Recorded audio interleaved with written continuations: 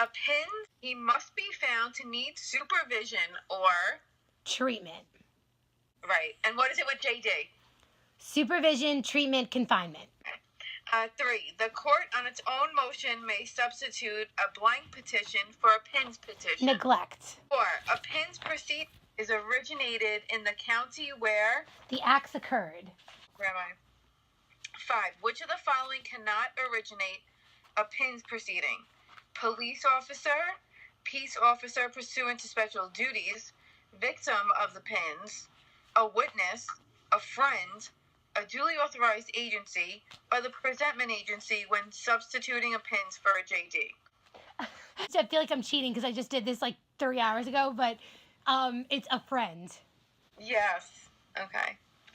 And I remember that too because Angela has a good video on that. She does. She has a really good quiz on it that I'm trying to find right now. Oh shit. Service of PIN, summons, and petition must be at least blank before time stated for appearance. 24 hours. Yes. They're all 24 hours, right? Except for Article 6 is 20 days. 4 and 5 is 8 days.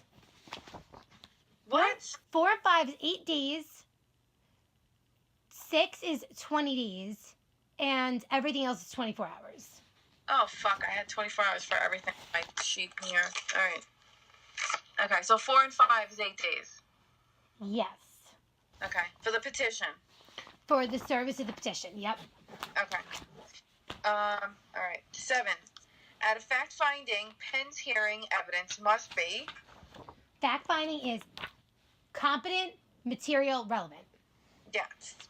The standard of proof required for a PINS determination is... beyond a reasonable doubt. Yay! At a PINS dispositional hearing, only evidence that is... material and relevant. Yes, and I have a good way to remember it. Somebody told me. Okay. Mr. Poe at the dispo. So it's material and relevant, preponderance of the evidence at the dispo. Oh my god! Mr. Poe at the dispo, okay. It helps. Oh my god, okay. Okay. 10. Petition to extend PINS placement shall be filed at least blank days before expiration of the placement. 60. Oh, yeah, you're right. I didn't remember that. Shit. Okay. In a PINS proceeding, a judge may order restitution of up to... $1,000. Yes. Okay. All right, more questions. Which of the following two statements are correct? 1. In determining jurisdiction, age of respondent at the time the need for supervision allegedly arose is controlling. And 2. Proceeding initiated after respondent's 18th birthday shall be dismissed. I think they're both true. Let me see. I'm not sure. Or is it then when the petition is filed? Oh, yeah, both are correct. Sorry. Okay, so could you say them again, just like as true statements? Yeah. Okay. In determining jurisdiction, the age of the respondent at the time the need for supervision allegedly arose is controlling. And the proceeding initiated if a proceeding was initiated after the respondent's 18th birthday, it shall be dismissed. Okay, so it's at the time the need for supervision arose, but if it's started after he turned 18, then it's going to be dismissed. Right. Okay. Because you know that a PINS must be under 18. Yes, must be 0 to 17. Yes. Okay. All right. 2. Which of the following 4 statements is correct? I'm just going to do correct. A PINS shall not be detained in any prison, jail, lockup, or any adult facility. That's true. Yes. B, a PIN shall not be detained in a secure detention facility. Not be detained. That's true. C, detention in a city with population of 1 million or more shall be in a foster care facility. That is true. I always screw that one up, too, that it's a foster care facility. I know. You know what? I didn't know. Shit. A good thing we're going over this, because I didn't remember that one either. And D, If a youth is 15 or older, court shall not order detention unless the court determines and states in the order the special circumstances which exist to warrant such detention. Now that is false because it's 16 or over. Yes, 16 or older. Okay. All right, 3. No person may be detained for more than blank hours or the next day the court is in session, whichever is sooner, without a hearing before a judge should determine if court has jurisdiction. No person may be detained for more than blank hours or the next day the court is in session, whichever is sooner, without a hearing before a judge should determine if court has jurisdiction. So because you said hours, I'm going to guess 72 hours. Yeah. But I probably would not have guessed that if I didn't hear the hours. 72 hours. Okay. For jurisdiction. Where's number 4? Okay.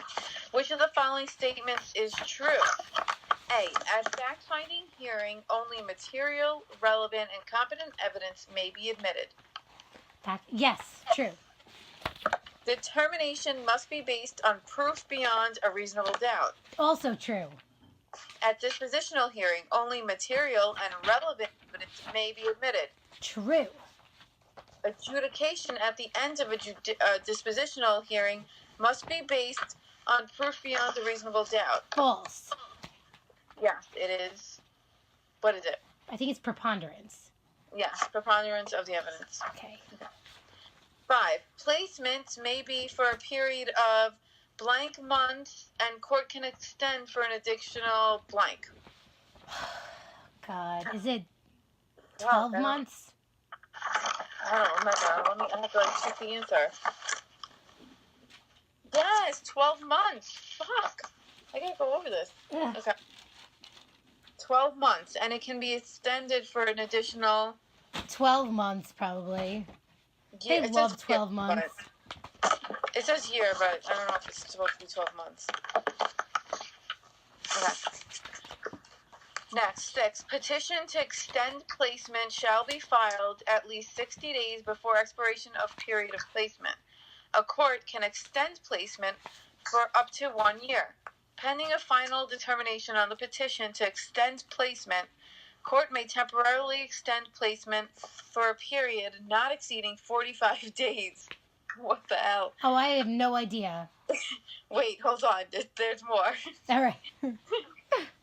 Successive extensions of placement may be granted, but not beyond respondent's blank birthday without respondent's consent, but in no event past the respondent's blank birthday. Oh my God. All right, I'm going to go with 8 to the first age. I'm going to go with 18th. The second age, I'm going to go with 21st. Yeah, that's what it says, but then when we were in class... Wait, is this the 23rd? They changed something to 23rd. Yeah, I don't know if it's this one, because we did a different one. I think it was in JD, and it was 23rd birthday. Shit, I don't remember.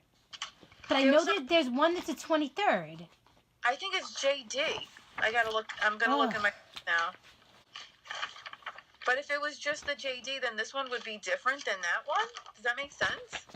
Yeah, it could be. One was definitely 23rd. I know, because I remember thinking, like, 23, really? It's weird. This is for JD placement. Upon the expiration of the initial period of placement, or any extension thereof, the placement may be extended in accordance with Section 355.3 on a petition of any party or the Office of Children and Family Services after a dispositional hearing for an additional period not to exceed 12 months, but no initial placement or extension of placement under this section may continue beyond the respondent's 21st birthday or for an act that was committed when the respondent was 16 years of age or older, the respondent's 23rd birthday. Restrictive placement for designated felony acts for a juvenile delinquency. Any designated felony finding requires court to decide whether or not restrictive placement is required.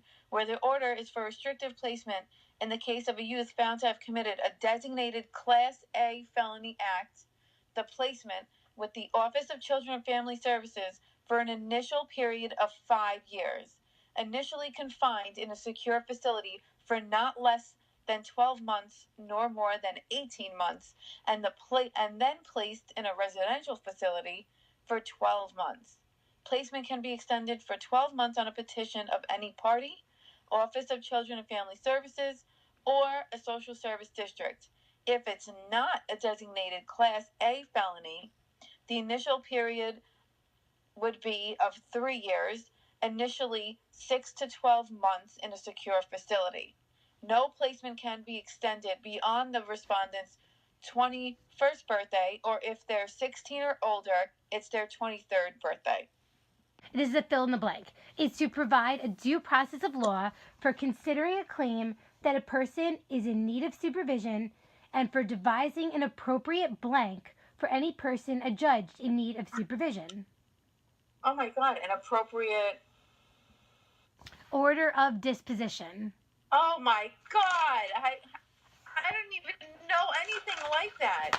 All right, here's the next one. What is the proper venue for a PINS? Where the alleged acts occurred. Yes. Okay. A peace officer or police officer is authorized to take a youth who has run away from home to a facility certified or approved by blank. The Office of Family and Children Services, or whatever that thing is. FCA or some shit. 718. A peace officer or police officer is authorized to take a youth who has run away from home to a facility certified or approved by the Office of Family and Children's Services. OCFS. Same thing. If the officer is unable or if it is unsafe to return the youth to his home or to the custody of his parent or PLR, blank shall inform a parent or other PLR for such youth. The what? A blank? Who has to inform the parent? The officer? That's what I thought too, but it's actually the facility. Oh, but oh my God. So with the adolescent offender, they have to immediately notify the parents? Yeah. But with a PIN, just the facility that they take them to? Well, it says that if the officer is unable to, or if it is unsafe to return the youth to his home, or the custody of the parent or PLR, then they take him to the facility, and then the facility informs the parent. Okay, again, that's not in my notes. Okay. Detention of a person alleged to be or adjudicated a PINS shall be authorized only in 1. A blank certified by OCFS. Facility? Foster care program certified by OCFS, or a certified or approved family boarding home, or a non-secure detention facility certified by OCFS. Whenever detention is authorized and ordered for a PINS, New York City, shall direct the detention in a blank established and maintained pursuant to the social services law. The foster care facility? Yes. Oh, God, I got one right. It is hard. I have a star next to this one. 724. If a peace officer or police officer takes into custody or if a person is delivered to him under this article, the officer shall immediately notify the parents or PLR that he's been taken into custody.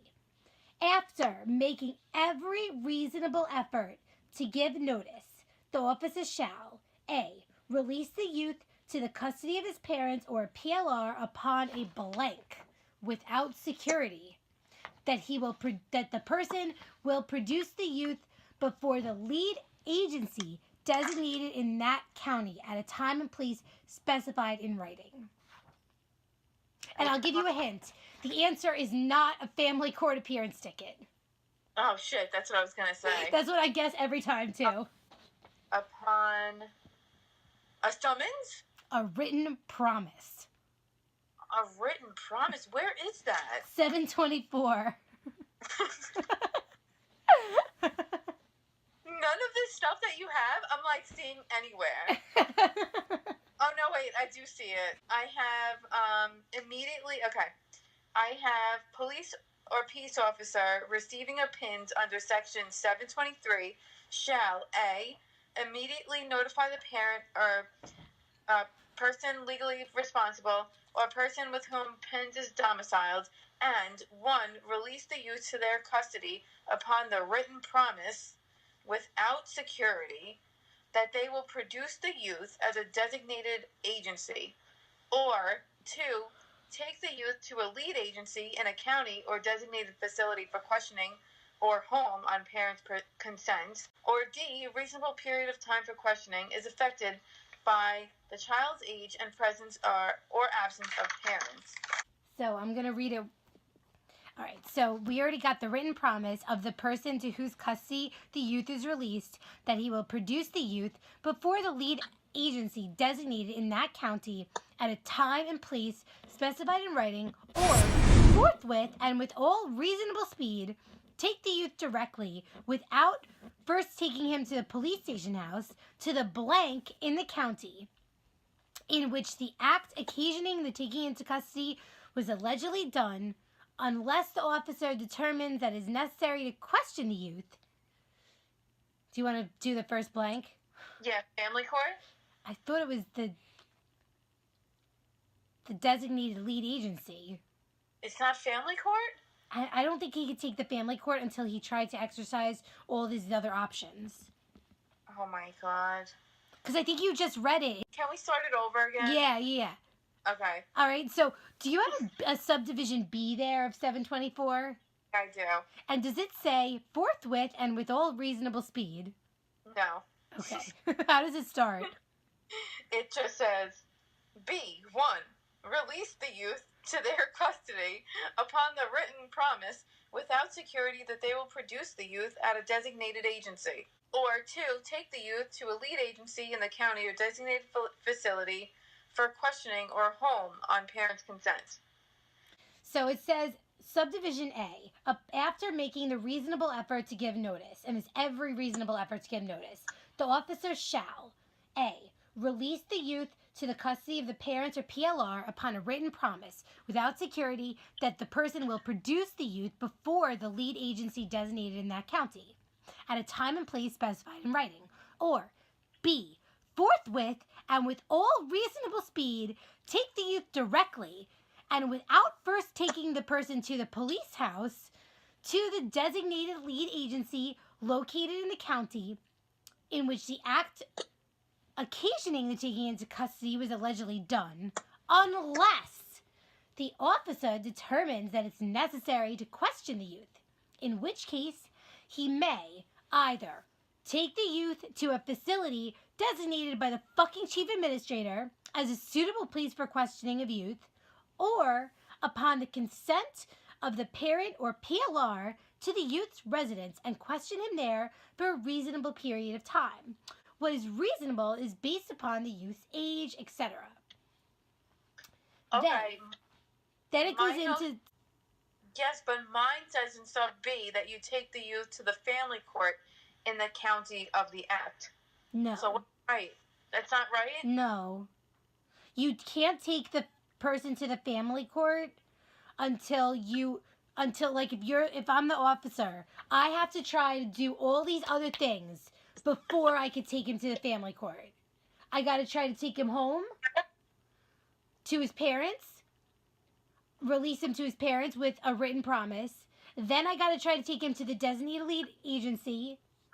Or then if it's like a runaway or something, I could take him to a respite services or crisis intervention thing. And then only if I couldn't do any of those things, then I could take him to the family court in the county, and I would have to affirm on the record that I attempted to exercise A, B, and C options and was unable to exercise them, and the reasons I wasn't able to exercise those options.